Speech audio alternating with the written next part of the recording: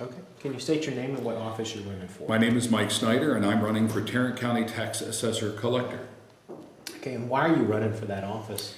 I want to make a difference in this county where I've lived for 37 years. I have the business, the management, and the diplomatic skills necessary to manage a staff of 180 to 200 employees who are delivering very good customer service now, but I think we can kick that up a notch and really take it to best-in-class service for the taxpayers of this county.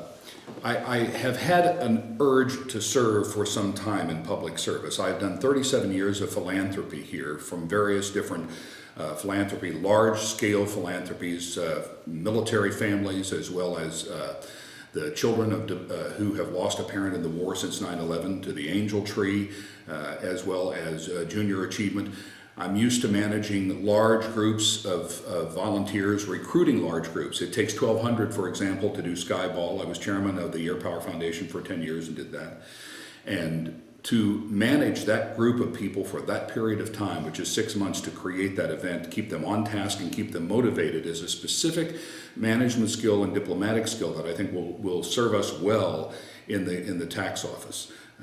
I think that making a difference and being a good and strong voice for the taxpayers, both in the tax assessor's office as well as on the Tarrant Appraisal District Board, is really what is needed today, because I think that the taxpayers feel pretty frustrated when they get their tax bills, and they really don't feel that they have a venue that's navigable for them to appeal. And I don't think that they also feel that they're listened to when they're down there. They get good customer service, but I think that they desire to be heard and have someone who will speak for them, both at the assessor's office as well as down at the Tarrant Appraisal District. Okay, what do you believe the proper role of government is? I think the least government is the best government. I think that we should, I'm a fiscal conservative from the point of view that I do not believe that we should spend any money that we do not have. And I think the continuing ratcheting up of the cost of government is what is frustrating most people. They don't feel like they're being listened to, much less being served well in the grand scheme of government.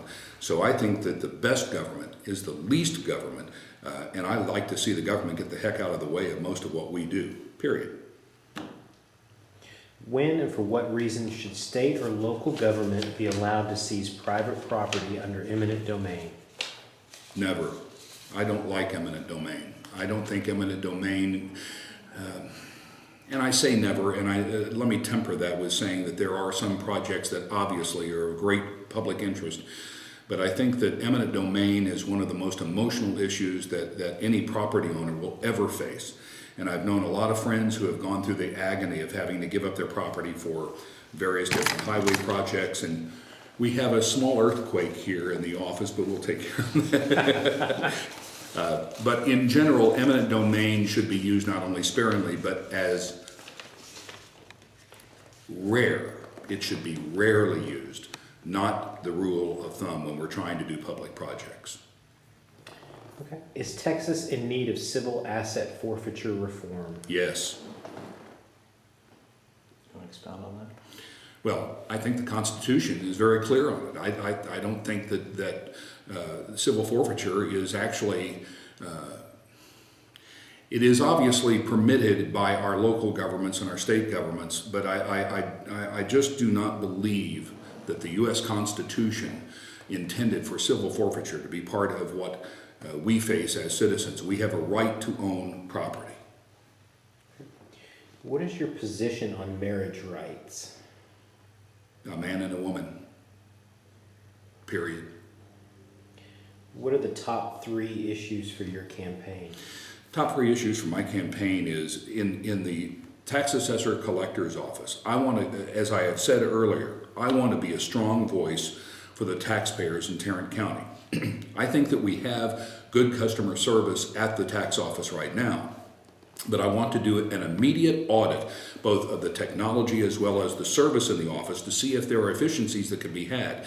We just changed 2 years ago from a 30-year-old computer system to a new one, and there were a lot of bugs to work out, but I'm not quite certain after talking to a number of taxing entities as well as taxpayers that the system that is in place is actually functioning as well as it should. I think there are efficiencies both in the operating budget that can be achieved, but those have to be studied.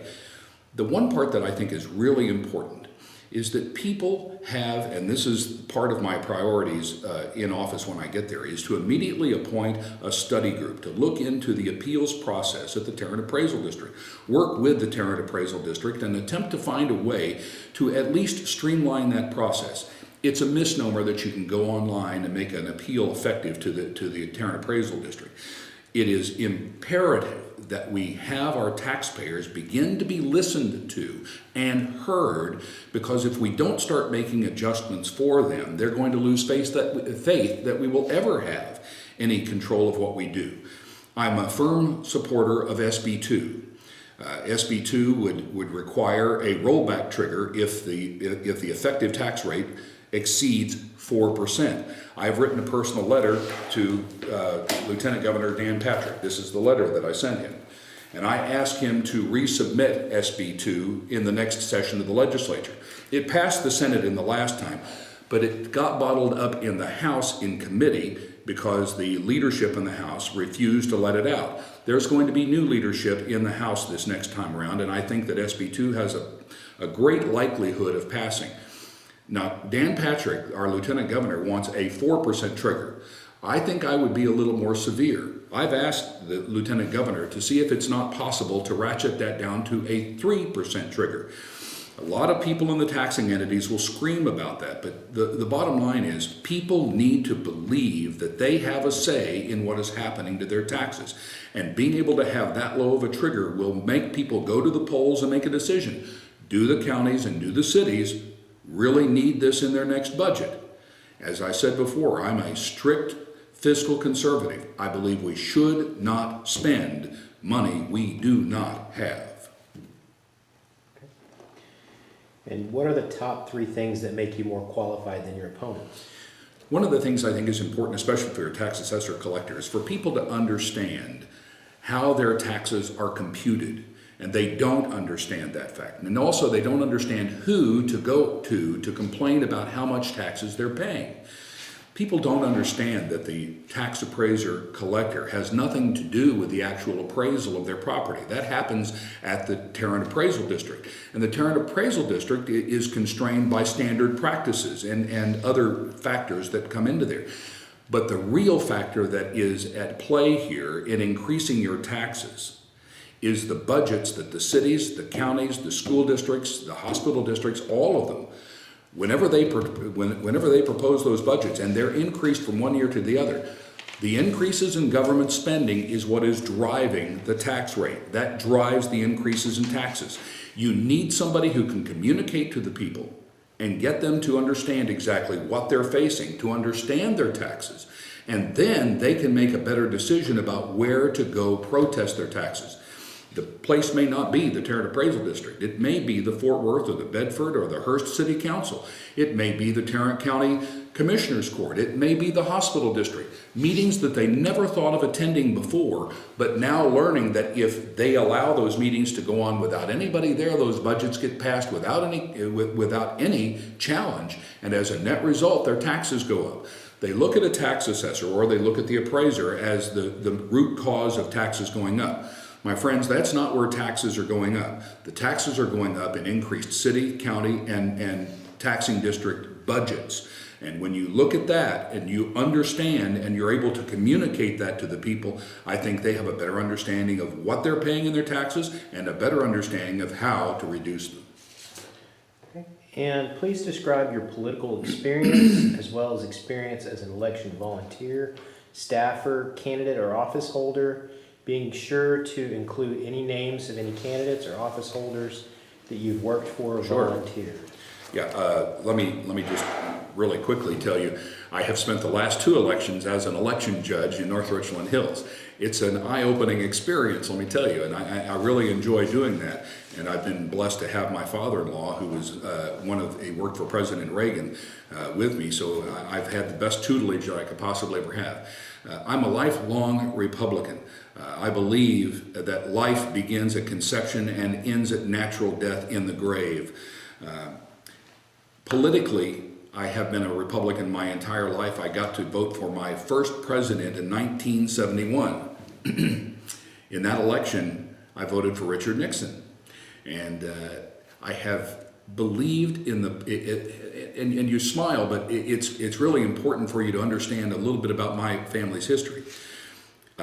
My great uncle is Carl Albert, the former Speaker of the U.S. House, a bigger Democrat you'll never meet. But in his freshman class in Congress, imagine this, it was Carl Albert, it was Jim Wright, it was Richard Nixon, and John F. Kennedy. An amazing group of people. But I learned from my great uncle one very important tenet of politics, and that is that all politics are local. As he told me, he had to be elected the representative from Bug Tussle, Oklahoma, before he was elected to Speaker of the House. I have had, since I left television, a wonderful experience in politics. In 2014, I ran a super PAC called Vote to Reduce Debt. We did the digital media campaigns in 8 U.S. Senate races, and we were able to win 7 of those races. Here are the candidates, and I brought these written down because I'll never remember the names on a fly like this. But Joni Ernst in Iowa, Cory Gardner in Colorado, Steve Daines in Montana, Tim Scott in South Carolina, Tom Cotton in Arkansas, Bill Cassidy in Louisiana, and Tom Tillis in North Carolina. The one Senate race that we lost in our campaign was Mary Lynn Land in Michigan, and the Democrats ran character assassination ads in the multiples of millions against her, and we just did not have the resources to fight that. I have been a Republican activist in newsrooms for 30 years at Channel 5. You can imagine the editorial meetings at 9 o'clock in the morning and at 2 o'clock in the afternoon. I argued daily against the agenda that was not only set up in Fort Worth, but when NBC bought Channel 5, our agenda was driven by 30 Rock in New York City, and I fought on a daily basis to bring balance to that newscast. And I hope that for the 30 years that most of you watched me in your living rooms, that you thought that I was giving the Republican side at least a fair shake, as well as giving a fair shake to the other side. But in 1994, I took a little bit bigger step that I probably shouldn't have taken professionally. But in 1994, I got a telephone call from Karen Parfit Hughes, who was to become, in years forward from that, President Bush's press secretary and a very important aide to him, a counselor to the president. She called me and told me they'd lost their MC, and she asked me if I could come down and do a Tarrant County Republican Women Get Out the Vote picnic on a Saturday. It was in the middle of July. I came down and I said, I think I can do that. I'm not working on a Saturday, and what were going to be my responsibilities? And she said you had to introduce all of the guests that are there, make sure that they thanked Risky's Barbecue, but more importantly, you've got to introduce George Bush. And I said, I can't, he's running for governor. She says, well, you introduce Dick Armey, he'll introduce Christine Todd Whitman, the governor of New Jersey, and she will introduce George Bush. On the way out, after we did this, I'm walking out, there's a little boy with a full melt popsicle running toward Mr. Bush and Mrs. Bush at the time. And the Secret Service from his dad were closing in behind him. And I grabbed a hold of the little boy right before he got there, and his mother was running up behind him with her eyes wide open. And I said, it's okay, ma'am, he just wants to get close to the next governor of the state of Texas. The next morning, the Dallas Morning News on the front page says that Channel 5 anchor endorses George Bush for governor. And I was suspended for 2 weeks without pay, had to pay for my own benefits during that period of time because I showed up at that picnic. That announcement wasn't made to the public, by the way. That was made between probably 5 or 6 people on the sidewalk. I never once introduced George Bush as the next governor of the state of Texas. I wish that I had, because I had a great relationship with the Bush family and with Karen Parfit Hughes.